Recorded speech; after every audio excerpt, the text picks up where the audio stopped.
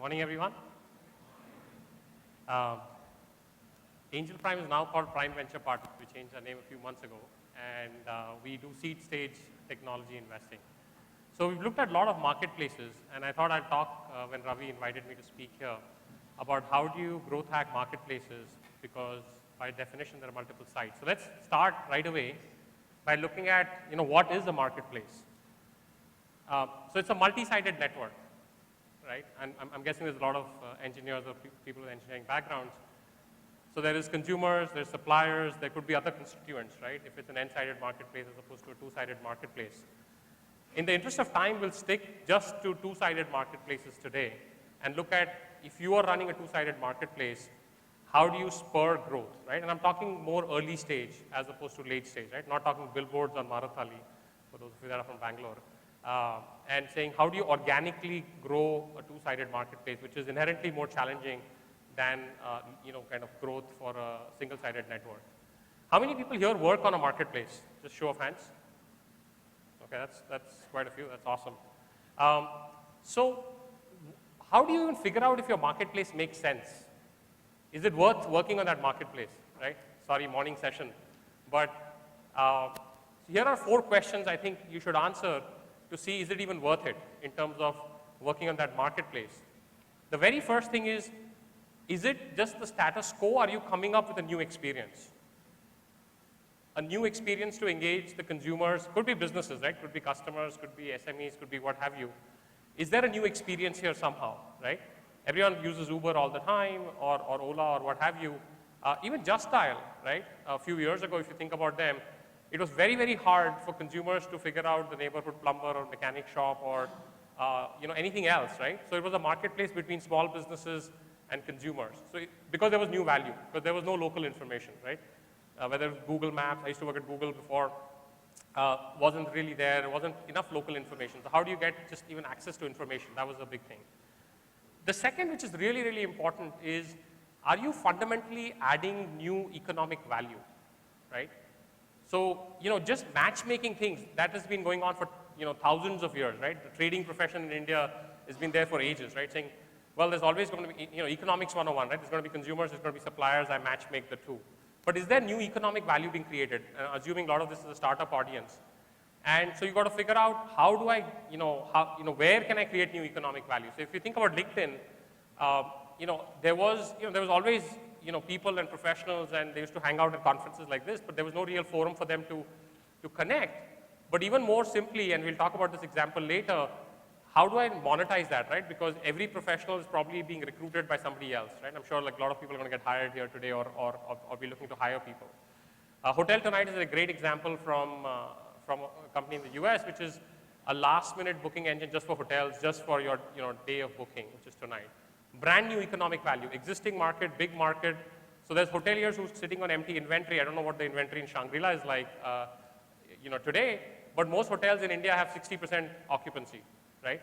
So what do? You say, hey, look, but I don't want to dilute the Shangri-La brand name or the Marriott or the Taj, but I'm happy to sell a room tonight at 6 p.m. if nobody's got it, because maybe somebody from the NPC or the Growth Summit would want to stay. So there's new economic value in an existing market.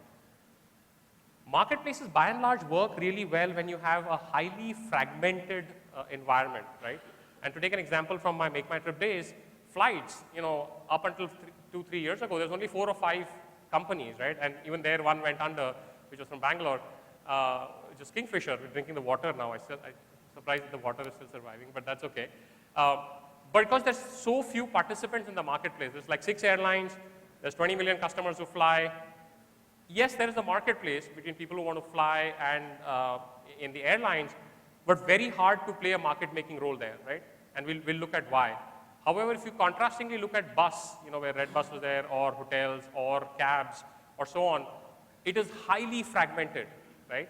And therefore, creating chaos out of fragmentation, even in an organized sense or a semi-organized sense, is really important. And lastly, certainly for this audience, can technology play a major role, right, in this market, making, in this matchmaking? So those are 4 questions I would answer, and they have bearing to the growth hacking part of this, because if you don't have these things, it's going to get really, really hard, right? because, like I said, it's already hard because you have two sides of the marketplace that you need to bootstrap kind of together. If you have one of these, then you at least have a growth engine or a hook to get started with. So this is, since I mentioned the example of Just Dial, and this is courtesy of Next Big What, so every marketplace itself can seed other marketplaces on those 4 parameters if you think about it, right? And there's a beautiful infographic like this for Craigslist in the US with a lot of companies there, and I think the Next Big guys have done a good job. So, there always used to be restaurants on Just Dial. There always used to be cab companies. There always used to be, you name any vertical, your ability to book bus tickets or travel things or whatever. In each of those, if you went and applied those 4 questions, right, new economic value, does technology add this thing, can you help with, presence and discovery, et cetera, you could come, create a new company. So just off this chart, there's probably like, half a dozen unicorns now, maybe more, right? Just on taking what was a well-known business. And increasingly, you're seeing this happen, right? With Zomato launching, restaurant booking a la OpenTable in the US, you're saying, hey, even in Zomato, which is a marketplace between restaurants and consumers, is there more economic value to be created? And in what way? By going deeper into the experience. So this is a pop quiz for the morning. So what is the only one metric that matters for a marketplace?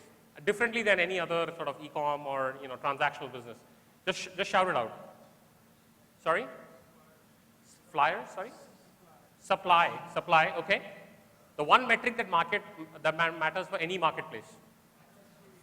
Just scream, okay. Increasing the business, okay. Engagement.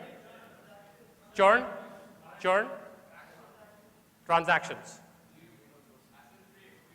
Pretty close, right? Somebody said interaction, somebody said transaction, somebody said interactions, right? So it's liquidity. What is liquidity in a marketplace? Think of a stock exchange. Think of BSE, think of NASDAQ, think of NYSE. Every time 2 people shake hands and do a deal, right? That is the only point where a marketplace makes sense, right? So you got to match make, let's say a consumer, a producer, and a transaction has to happen. It's not GMV. I tweeted this morning, a bunch of very interesting and smart numbers. The GMV. GMV is a lousy metric.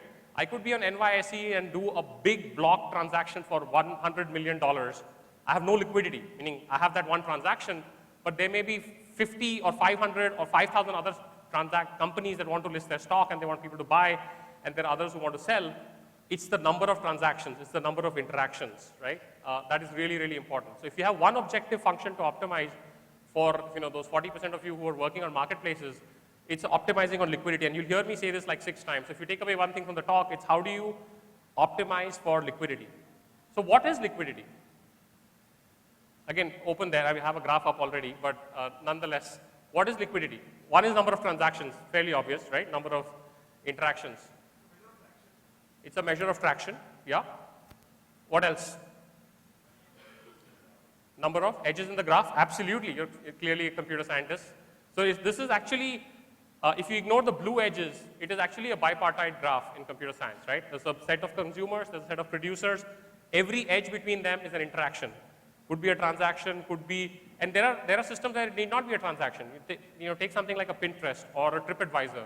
There's no transaction, but me going and authoring a review on TripAdvisor for a hotel like Shangri-La is an interaction on that platform.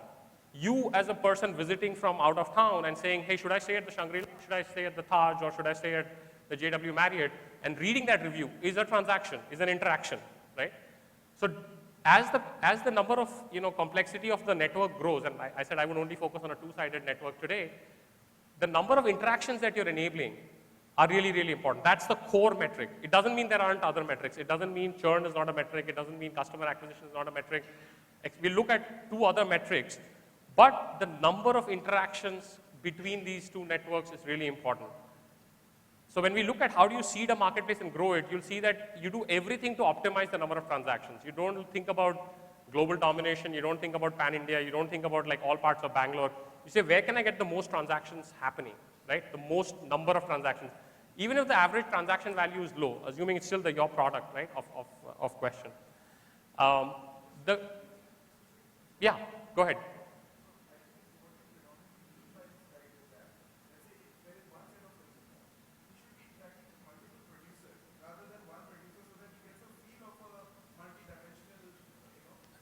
Absolutely. So let me quickly paraphrase the question or the comment. It is like saying, hey, look, this should be one-to-many. It shouldn't be a one-to-one graph, right?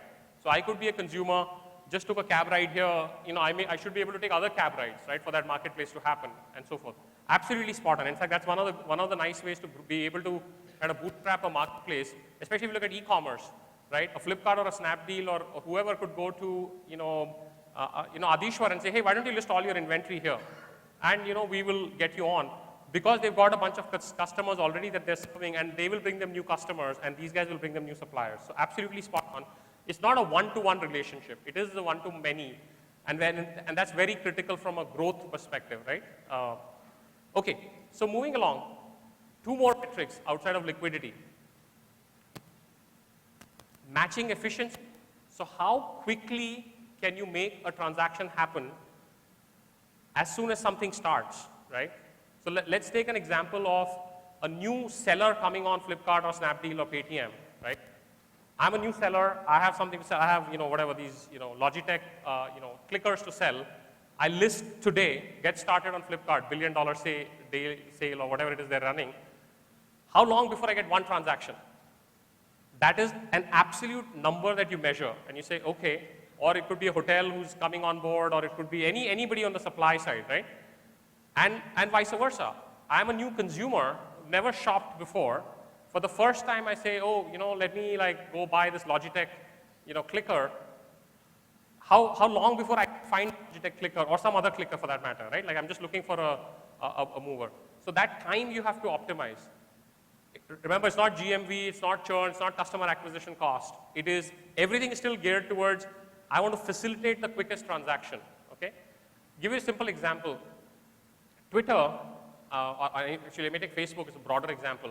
Facebook figured out that as soon as you add 30 friends, right, to your graph, your churn rate went from whatever it was, less than 1%, your lifetime churn, as soon as you spend the time adding 30 friends, right? Actually, it was 10 friends.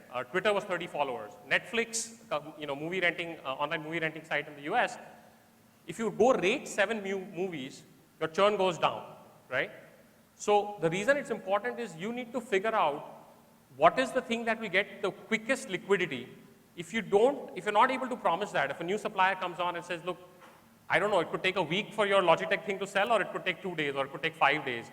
Bad idea. Or, the other way to do it is from an optimization function perspective. If it was taking 7 days, right, then as the co-founder or the head of product or whatever you're working on, you want to say, hey, how do I get it down to 3 days and 2 days and 2 hours? And literally you list it and, there should be liquidity. And the last thing is enabling trust, right? And we look at this when we look at the supply side. Somebody had made a comment about supply, but it is not enough, right, to just, sort of broadly matchmake.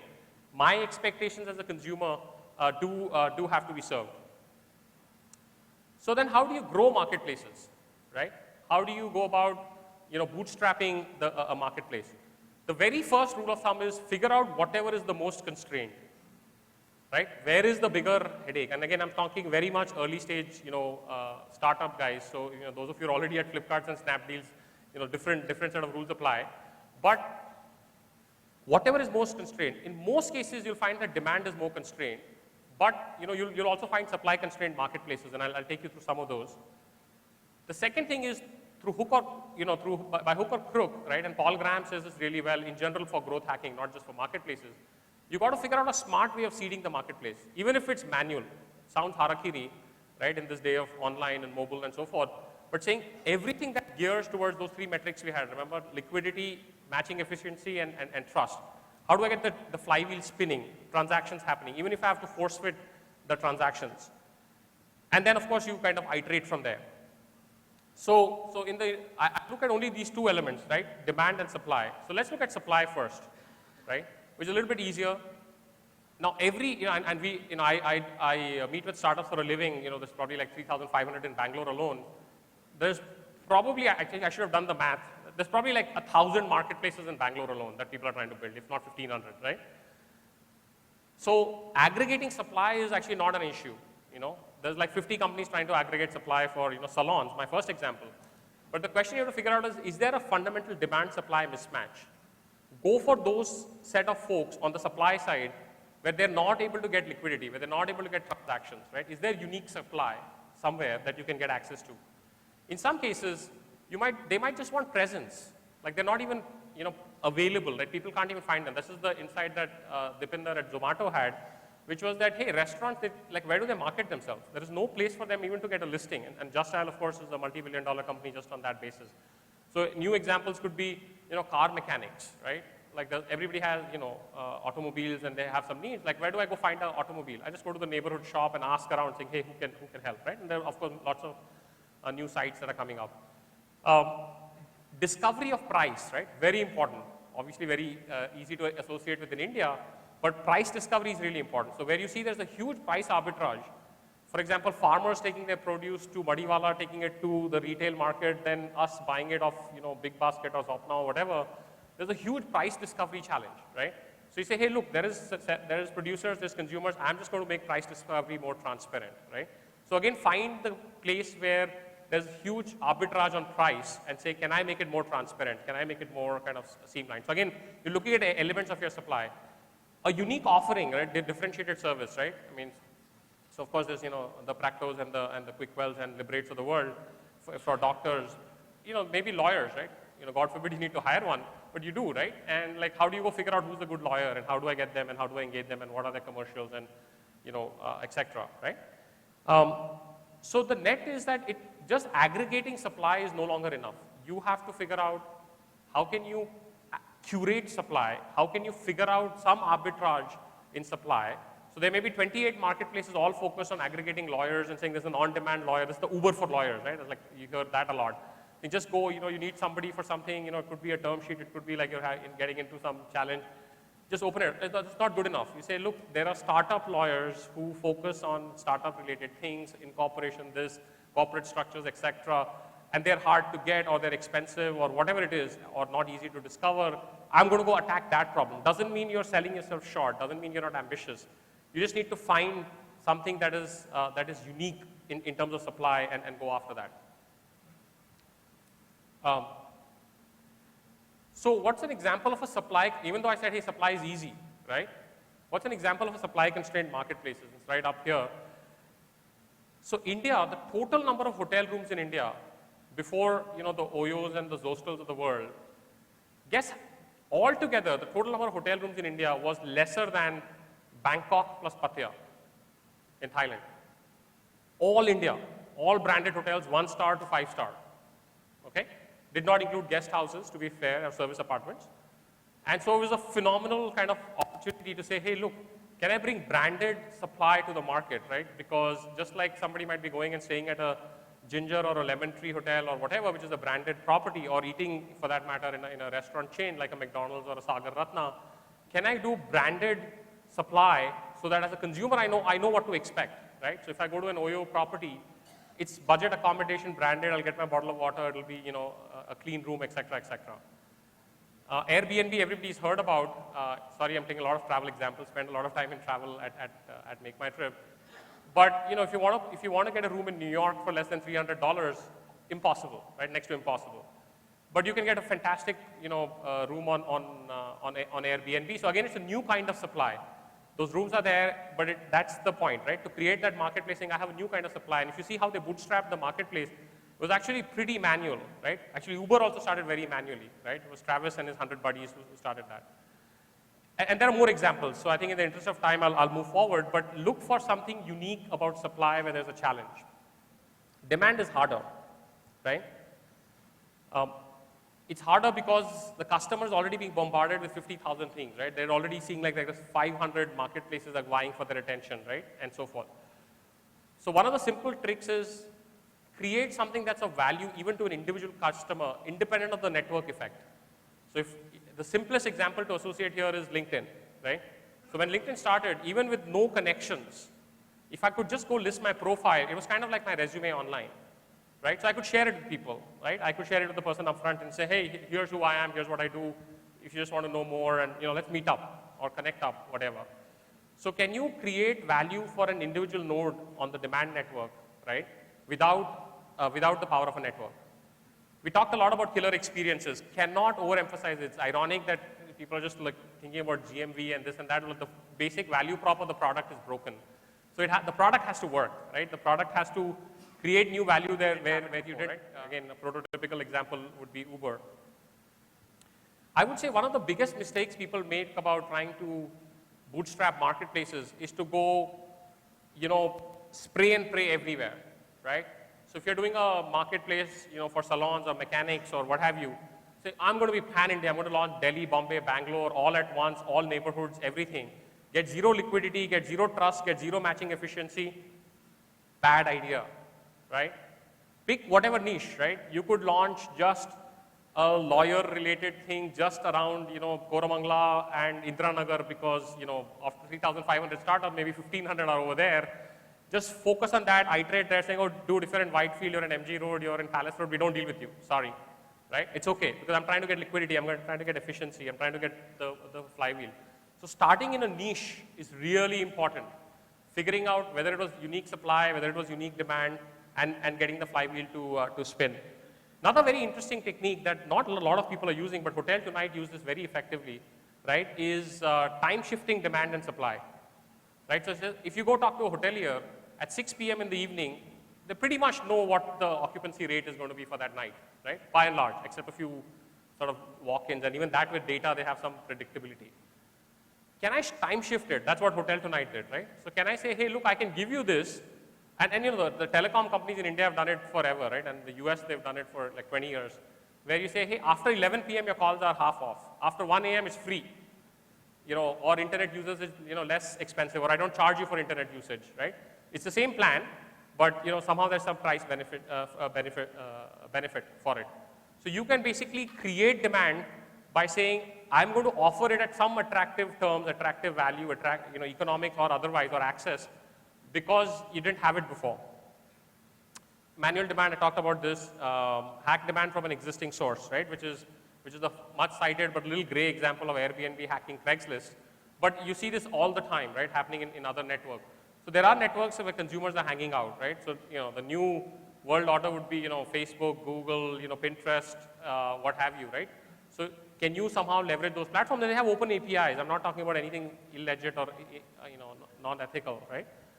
So can you go there and see, okay, who are the people there that are doing business, right? Today, for example, if you were doing anything around hyperlocal and you were not looking at Quicker and Just Dial and anything in,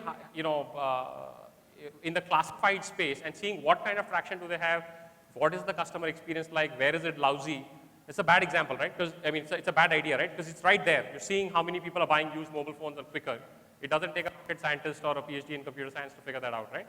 So if you're doing a marketplace for used phones, please go look at Quicker, right? And see what's happening over there. Another interesting example to facilitate demand is figuring out supply that is attractive but scarce, right? So this worked like a charm, at least in Delhi where I was before, now I live in Bangalore, but where, when Uber launched in India, right, they had these BMWs and Jaguars and so on.